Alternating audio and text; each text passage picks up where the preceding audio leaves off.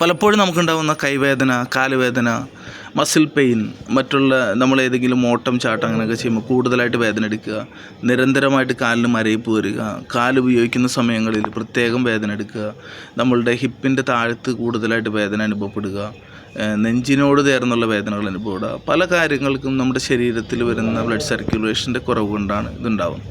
ഈ ബ്ലഡ് സർക്കുലേഷൻ്റെ കുറവുകളെ പരിഹരിക്കാൻ ഏറ്റവും നല്ല മാർഗ്ഗം എന്ന് പറയുന്നത്, ഒന്ന് നമ്മളുടെ വെയിൻ ഫ്രീ ആവുക എന്നുള്ളതാണ്. നമ്മുടെ ബോഡി സ്ട്രെച്ചിങ് ചെയ്യുക എന്നുള്ളതാണ് ഏറ്റവും നല്ല മാർഗ്ഗം. നമ്മളുടെ കൈയാവട്ടെ കാലാവട്ടെ അതൊക്കെ വളരെ എളുപ്പത്തിൽ സ്ട്രെച്ചിങ് ആവുകയും വളരെ സുഖകരമായി ഉയരുകയും താഴുകയൊക്കെ ചെയ്യുന്നുണ്ടെങ്കിൽ നമുക്ക് ഈ ബുദ്ധിമുട്ടുകൾ പ്രത്യേകിച്ച് വരാതിരിക്കാൻ നമുക്ക് സാധിക്കും. ഉദാഹരണത്തിന് അത്യാവശ്യം പ്രായമായ ആളുകളിൽ അവരുടെ നടു ഭയങ്കര സ്റ്റിഫായി മാറും. അവർ നടുവിന് വേണ്ടി പ്രത്യേകിച്ചൊന്നും ചെയ്യാറില്ലാത്തത് കൊണ്ടോ അതല്ലെങ്കിൽ അത്തരത്തിലുള്ള ജോലികളൊന്നും ചെയ്യാത്തത് കൊണ്ടോ അവരുടെ നടു സ്റ്റിഫാവുന്നത് കാരണം അവർക്ക് വെരിക്കോസ് പോലുള്ള പ്രശ്നങ്ങൾ കൂടുതലായി ഉണ്ടാകാം. അതുപോലെ തന്നെ അവരുടെ കാലിലേക്ക് ബലക്കുറവുണ്ടാവാം.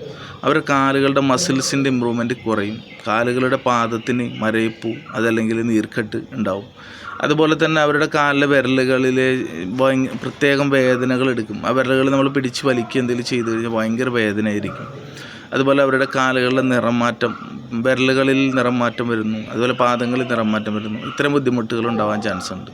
ഇതുപോലെ തന്നെ അവരുടെ മുട്ട് മടക്കിയിരിക്കാനുള്ള ബുദ്ധിമുട്ട്, മിക്കവാർക്കും വജ്രാസനം പോലുള്ള ആസനങ്ങളിൽ, അതുപോലെ നിസ്കരിക്കാനായിട്ടുള്ള ബുദ്ധിമുട്ടുകൾ, ഇത്തരം ബുദ്ധിമുട്ടുകളൊക്കെ വരുന്നത് പൊതുവേ അവരുടെ നടു ഫ്രീ അല്ലാത്തത് കൊണ്ടാണ്. നടു സ്റ്റിഫായി മാറുകയും അവരുടെ കാല് അവരുടെ ആഗ്രഹങ്ങൾക്കനുസരിച്ച് ചലിപ്പിക്കാൻ കഴിയാത്ത അവസ്ഥ ഉണ്ടാവുകയും ചെയ്യുമ്പോഴാണ് മിക്കവാറും ഇത്തരം പ്രശ്നങ്ങൾ വരുന്നത്. ഇത്തരം പ്രശ്നങ്ങളെ വളരെ എളുപ്പത്തിൽ നമുക്ക് പരിഹരിച്ചെടുത്തു കഴിഞ്ഞാൽ ആ വേദനയും ആ ബുദ്ധിമുട്ടുകളും നമുക്ക് മാറ്റാൻ കഴിയും. നിങ്ങളിപ്പോൾ ഒരു മുട്ടുവേദനയ്ക്കാണ് ഒരു ഹോസ്പിറ്റലിൽ പോകുന്നതെങ്കിൽ അതേ മുട്ടുവേദനയായിരിക്കും നിങ്ങളുടെ പരിശോധിക്കുക. നിങ്ങളുടെ മുട്ടിനുള്ള കംപ്ലയിൻറ്റ് നോക്കുമ്പോൾ അദ്ദേഹം പറയാം തേയ്മാനമാണ്, അതല്ലെങ്കിൽ മുട്ടിൻ്റെ ലിഗമെൻറ്റുകൾക്ക് ചെറിയ വീക്കമുണ്ട്, അതല്ലെങ്കിൽ മുട്ടിൽ ബ്ലഡ് സർക്കുലേഷൻ കുറവാണ്. പക്ഷേ നിങ്ങൾ ആലോചിക്കണം, ഈ മുട്ടിലേക്ക് വരുന്ന വെയിനുകളെല്ലാം തന്നെ നിങ്ങളുടെ നടുവിൽ നിന്നാണ്. അപ്പോൾ നിങ്ങളുടെ നടുവിൽ നിന്ന് വരുന്ന വെയിനുകൾ പൂർണ്ണമായും അയഞ്ഞു കിടക്കുകയാണെങ്കിൽ, റിലീസായി കിടക്കുകയാണെങ്കിൽ, അതുപോലെ നടുവിൻ്റെ ഭാഗത്തു നിന്നുള്ള മസിൽസുകൾ ഫ്രീ ആയിട്ടാണ് കിടക്കുന്നതെങ്കിൽ നിങ്ങളുടെ മുട്ടിലേക്കുള്ള ബ്ലഡ് സർക്കുലേഷൻ കൂടുകയും മുട്ടിന് എനർജി കിട്ടുകയും ചെയ്യും.